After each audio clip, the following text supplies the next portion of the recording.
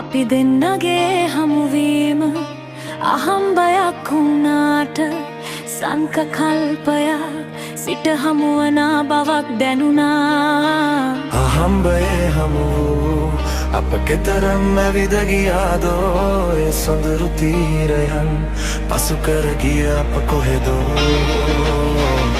අකාලයේ කර්ම නෙළූ කාලයත් අඳුරෙම ගිලුණු හැම භවයක් ගානේ අප අහම්බයක් මකෙරූ.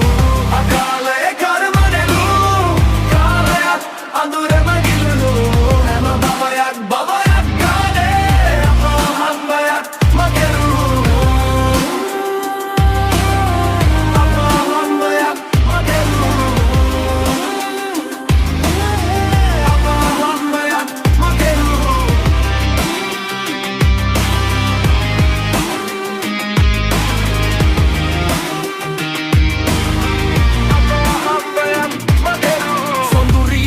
එකම වරක් එක පැතුමක් හමුවන භවයේදීවත් මෝක්ෂ දිස්වන්නට පෙර අපි අපේම වී හිමිවන්ට අප අවසන් වර හමුවන වරමක්.